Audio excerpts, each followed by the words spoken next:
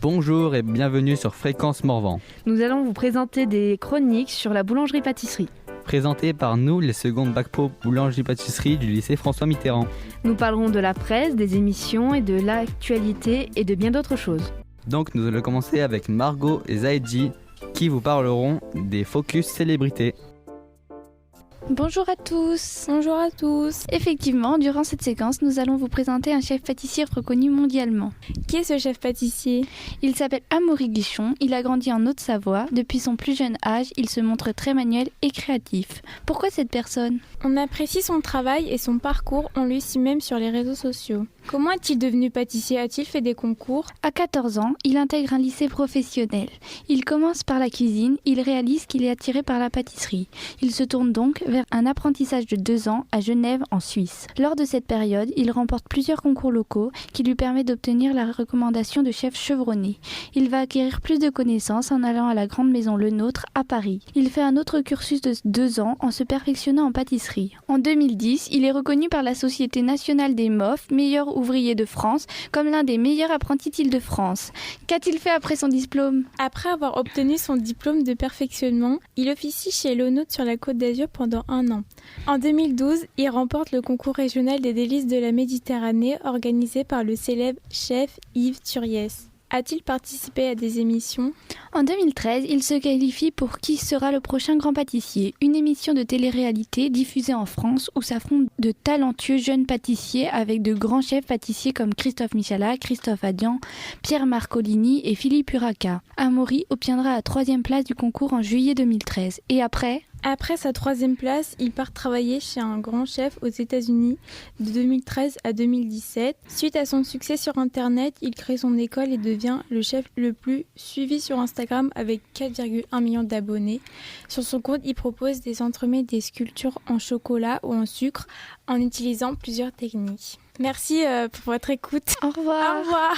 Merci pour cette présentation. Maintenant, nous allons accueillir Chris et Joris. Bonjour. Bonjour. Alors Chris et Joris nous parleront aujourd'hui de la presse. On va vous présenter 4 livres, 2 de boulangerie et 2 autres sur la pâtisserie. Il y a le Larousse du pain, des éditions Larousse, de l'auteur Eric Kaiser. On peut le trouver sur des sites internet ou en magasin. Découvrez comment préparer 81 recettes de pain détaillées et illustrées étape par étape. Dans ce livre, on voit plusieurs techniques de boulangerie. Il y a aussi le Grand Manuel du boulanger, des éditions Marabout et l'auteur est Rodolphe Landemin. On peut le trouver sur des sites internet ou en magasin. Le concept pour chaque recette, une photo pour expliquer ce qui compose la réalisation. Une photo de tous les ingrédients, des photos étape par étape, une photo finale pour rêver.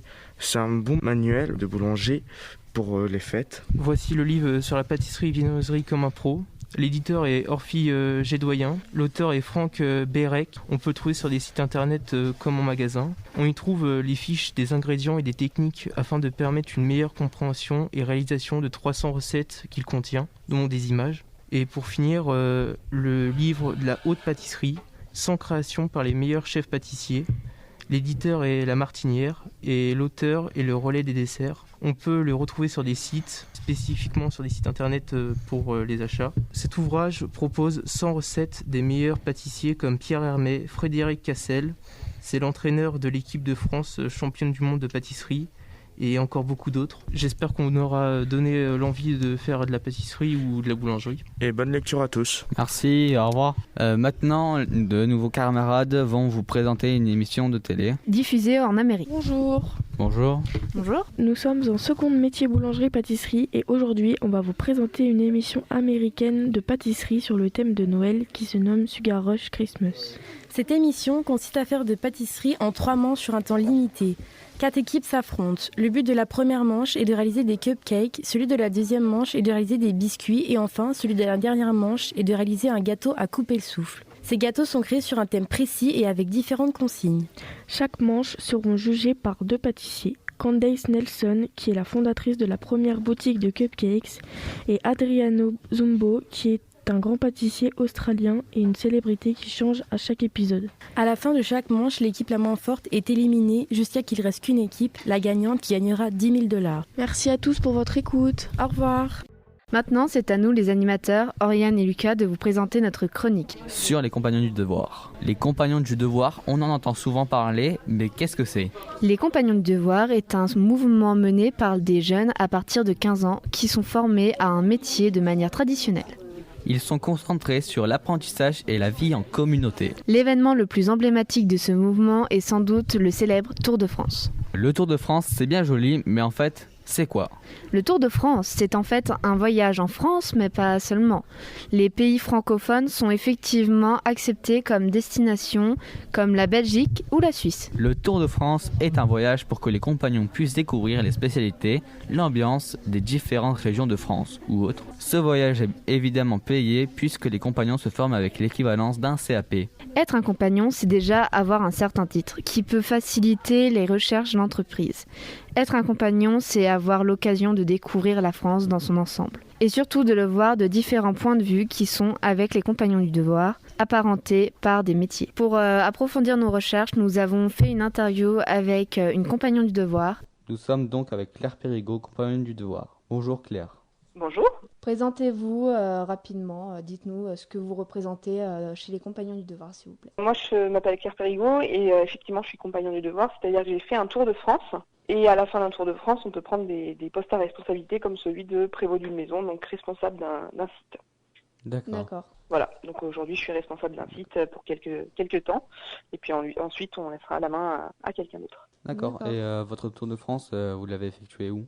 Alors, moi, je suis originaire de Chartres, donc en Eure-et-Loire. Oh. Et mon tour de France, j'ai fait une tour de France et un petit bout d'Europe. J'ai fait Bruxelles en Belgique, Toulouse, Angers, Saint-Étienne, Mulhouse, Poitiers, Brest, la Saint-Rémy-lès-Chevreuses en région parisienne et Rennes. Et puis, je suis arrivée à Auxerre. Combien de temps dure un tour de France en moyenne ? En moyenne, 4 à 6 ans. Le plus court, ça va être 3, et puis quand on s'y plie, on peut passer plus longtemps que ça. À partir de quel âge peut-on être formé chez les compagnons ? Toutes les formations se passent par alternance, et du coup, la première possibilité, c'est en sortant de 3e, en sortant du collège, pour commencer un contrat d'apprentissage. Et généralement, les jeunes commencent à 15 ans. Combien d'heures en moyenne travaillez-vous par semaine chez les compagnons du devoir ? Quand on est mon compte pas. Non, mais quand on travaille pour les entreprises, ça peut être 35-39 heures. D'accord. Et quand on est en formation, il y a des heures comme ça en journée avec de la formation en journée, des heures un petit peu plus le soir. Voilà, chacun de tracer son projet et puis de voir ce qu'il veut y mettre, quoi. Ça demande quand même de l'investissement. Combien gagne un apprenti en moyenne ? En moyenne ? Oui. Un apprenti, il va gagner en moyenne environ 50% du SMIC. C'est quoi les étapes pour les recrutements chez les compagnons du devoir ? Alors pour les recrutements, il y a plusieurs... généralement, les jeunes s'inscrivent sur le site internet. Il y a un petit onglet « Je m'informe, je m'inscris ». Soit ils ont déjà eu des informations parce qu'ils connaissent quelqu'un ou ils ont rencontré quelqu'un qui leur en a parlé, soit ils viennent chercher les informations réellement. Donc en fait, sur ce site internet, il y a déjà pas mal d'informations sur les métiers, sur les centres de formation, etc. Sur les différents parcours aussi, puisqu'on fait de l'apprentissage pour se former au premier diplôme dans le métier, mais on parle aussi de Tour de France pour ceux qui veulent aller plus loin et puis voyager, vivre en communauté, continuer à progresser dans leur métier. Sur le site internet, effectivement, un petit onglet « Je m'informe, je m'inscris ». Une fois que les jeunes s'inscrivent là-dedans, ils donnent leurs coordonnées, leur nom, leur prénom, numéro de téléphone. Et puis, ils choisissent un créneau. Il y a des créneaux qui sont identifiés, généralement c'est les mercredis, pour venir nous rencontrer directement sur le site le plus proche de chez eux, pour faire le point un petit peu sur ce que nous on propose et aussi faire le point sur le projet du jeune, pourquoi il veut faire ce métier-là, pourquoi il veut rentrer chez les compagnons, etc. D'accord. Donc le Tour de France, c'est pas obligatoire ? C'est fortement conseillé, mais c'est pas obligatoire. Mais c'est vraiment une très très belle expérience. C'est très riche, on découvre énormément de choses, que ce soit sur son métier, que ce soit sur les autres, que ce soit sur les différentes régions françaises, voire même un petit peu plus loin. C'est très très riche, quoi. Les compagnons du devoir, est-ce qu'ils ont toujours un surnom ? Et si oui, quel est le vôtre ? On a ce qu'on appelle les noms de province. C'est une vieille tradition qui est restée un petit peu. Et effectivement, moi j'en ai un et c'est juste Claire la Bostronne. Alors en fonction des métiers, c'est plus ou moins long, plus ou moins complexe, mais... Mais du coup, chez les compagnons du devoir, ça représente quoi le métier de boulanger ou de pâtissier ? Il y en a quand même quelques-uns, mais je ne saurais pas vous donner de chiffres comme ça. Après, on représente 31 métiers, donc il y en a qui sont plus ou moins représentés. Mais On a des métiers du goût, on a des métiers de l'aménagement et de la finition, des métiers du bâtiment, des métiers des matériaux souples, des métiers de la métallurgie et de l'industrie, et aussi ce qu'on peut appeler des métiers du vivant. Donc il y a plus de métiers pour les bâtiments à construction, etc., que les métiers de bouche. Je pense qu'il y a on est plus représenté dans les métiers du bâtiment que dans les métiers de bouche. Ouais. D'accord. Et dans les métiers du bâtiment, notamment les maçons, les couvreurs, les charpentiers, voilà, par exemple. Et sinon, qu'est-ce qui vous plaît chez les compagnons du devoir? Alors moi, ce qui me plaît et ce qui m'a plu quand je suis rentrée, en fait, quand je suis rentrée, j'avais un petit peu entendu parler du système et ça me posait pas mal de questions et ça m'intéressait. Mais c'est vraiment le fait de vivre avec d'autres jeunes, de continuer à progresser dans son métier en étant entouré. En fait, quand on a une question sur quelque chose, on s'est demandé soit aux jeunes qui est à côté, soit aller chercher un bénévole de l'association qui peut aussi expliquer les choses puisqu'ils font partie du métier et continuent à encadrer les jeunes.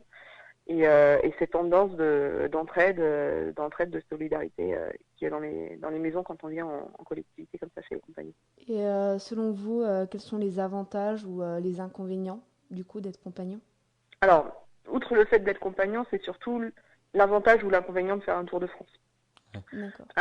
Parce que être compagnon, aujourd'hui je vous le dis parce qu'on en parle dans ce cadre-là, mais sinon c'est pas quelque chose que je vais annoncer. Par exemple, quand j'envoie un CV à une entreprise pour embaucher, je marque pas je suis compagnon du devoir dessus. Je préfère dire regardez ce que je sais faire plutôt que de mettre en avant un statut entre guillemets, quoi. Les avantages et les inconvénients pour partir sur le tour. Les avantages, c'est qu'on va apprendre son métier, mais c'est en fait on condense un maximum d'apprentissage dans un temps donné en fait. Ouais. Pour pouvoir en faire ce qu'on veut demain. Ça peut être travailler pour une entreprise, ça peut être monter son entreprise, ça peut être prendre des postes à responsabilité, etc. L'inconvénient, c'est plutôt que y a des jeunes qui sont pas prêts à s'éloigner de chez eux ou de leur famille, alors que c'est une super expérience, mais voilà, faut en être conscient que mine de rien, un Tour de France, on va un petit peu bouger et on sera pas forcément à côté de papa-maman. Par contre, dans cet inconvénient-là, on n'est pas tout seul quand on est sur le Tour de France. Il y a quand même une structure qui est là pour les jeunes. Il y a quand même des jeunes qui s'entraident entre eux, etc. Mais du coup, qu'a représenté le Tour de France pour vous? Une super expérience. Très très riche. On s'ennuie jamais, on découvre plein de choses.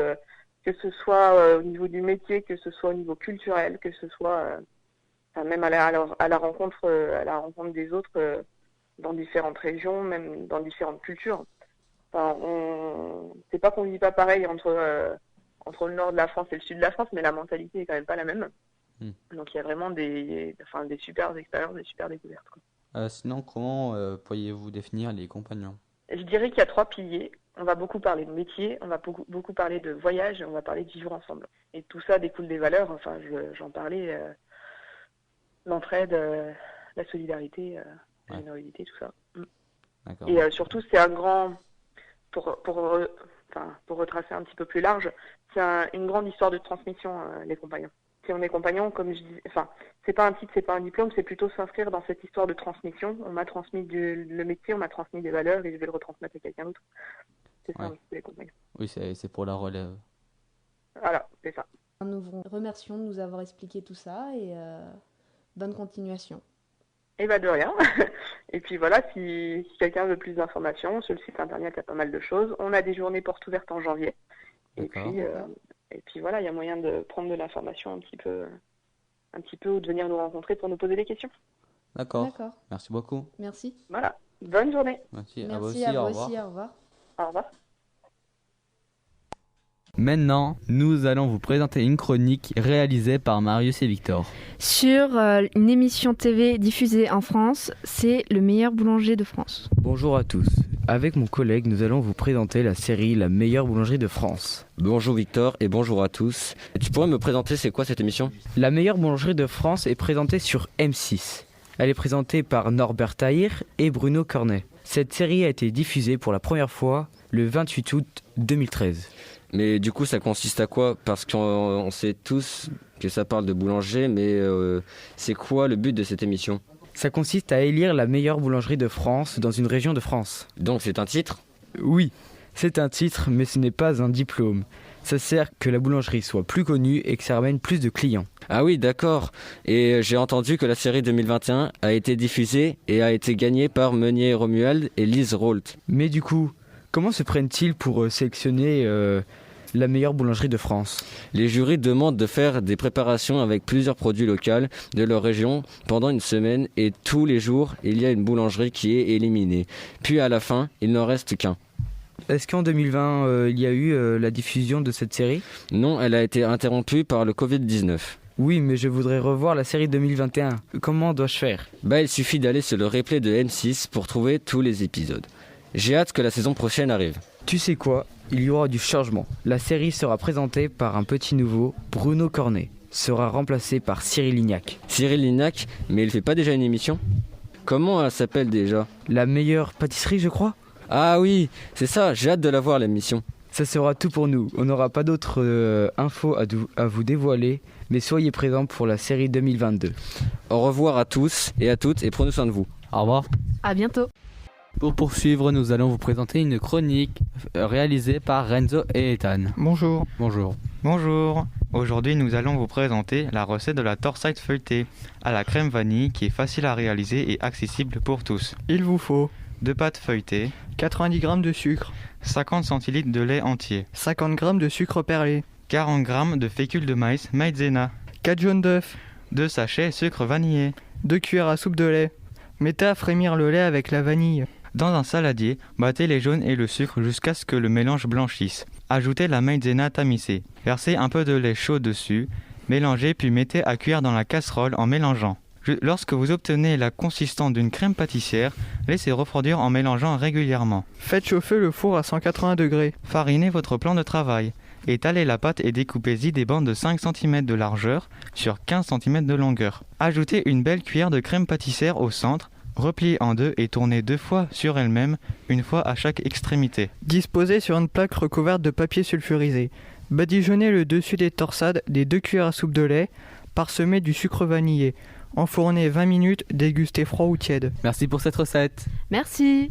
De rien et au revoir. Au revoir. Après ceci, nous allons vous présenter des actualités réalisées par Anthony et Mathieu. Salut Anthony. Bonjour, aujourd'hui on va vous présenter notre petite chronique avec Mathieu. Bonjour à tous, moi c'est Mathieu, je suis avec mon binôme Anthony. Aujourd'hui nous allons vous présenter quelques salons de la boulangerie-pâtisserie. Dans le futur, on va commencer par le salon de la pâtisserie de Paris. En juin 2022. Le salon s'adresse aux amateurs, aux passionnés et aux professionnels de la pâtisserie. Il y aura 20 masterclass et conférences, et plus de 40 démonstrations et de multiples animations sur les stands. Du 22 janvier 2022 au 25 janvier 2022 également, le salon européen est salon référent en France pour toutes les entrepreneurs de boulangerie et pâtisserie, afin de guider un marché en pleine évolution et tiré par de nouvelles attentes de la part des consommateurs. Européen se réinvente, réunit tous les acteurs de la filière. Il y a également le salon de la pâtisserie à Marseille qui se déroulera en 2022. Le salon de la pâtisserie se tient au parc Chano à Marseille au mois de février. Chaque année, il invite quelques 10 000 gourmands à découvrir douceur, chocolat et sucreries en présence d'exposants et d'artisans de renom. Le parc Chano à Marseille accueille cet événement dédié aux plaisirs sucrés et aux desserts. À chaque édition, les goûts, les saveurs et les nouvelles techniques sont mis à l'honneur. J'espère que ce petit passage vous a plu et donné envie d'y aller. Sur ce, merci de nous avoir écoutés. Au revoir et bonne continuation. Maintenant, nous accueillons Lily et Mathéo qui vont nous parler du meilleur pâtissier. Bonjour chers auditeurs et auditrices. Bonjour. Aujourd'hui, nous allons vous présenter une superbe émission télé plus connue sur la pâtisserie. Je suppose que vous connaissez le meilleur pâtissier et ben voilà de quoi on va parler aujourd'hui. Le meilleur pâtissier est une émission de télévision française diffusée en France sur M6 depuis le 26 novembre 2012. Elle est présentée par Julia Vignali. C'est un concours entre plusieurs pâtissiers amateurs qui s'affrontent durant des épreuves culinaires, où ils sont jugés par un jury composé de Cyril Lignac et de Mercotte. Chaque semaine, un pâtissier est éliminé jusqu'à ce qu'il n'en reste plus qu'un. Donc qui sera le meilleur pâtissier ? Aujourd'hui, nous allons surtout vous parler de la saison 10 qui a commencé le 7 octobre 2021 et qui est exceptionnelle, car il n'y a pas 14 candidats mais bien 20 de la première épreuve. Le jeudi 9 décembre, il ne reste que 5 candidats, dont 15 ont été déjà éliminés. Ce jour-là, les participants devaient cuisiner sur le thème du Sud-Ouest. Pour l'occasion, Cyril Lignac a participé à l'épreuve technique de Mercotte et s'est frotté aux candidats. Seul Mohamed a réussi à le battre, ce qui lui a assuré de poursuivre le concours la semaine suivante. J'espère que cette petite explication sur cette émission vous a donné envie d'y regarder. N'hésitez pas. C'est tous les jeudis soirs à 21h05 sur M6. Bonne journée à vous et au revoir. Au revoir, merci. Merci pour cette petite explication et bonne journée à vous aussi. Nous vous remercions d'avoir écouté nos chroniques et j'espère que ça vous aura plu. Au revoir Lucas. Au revoir Yann.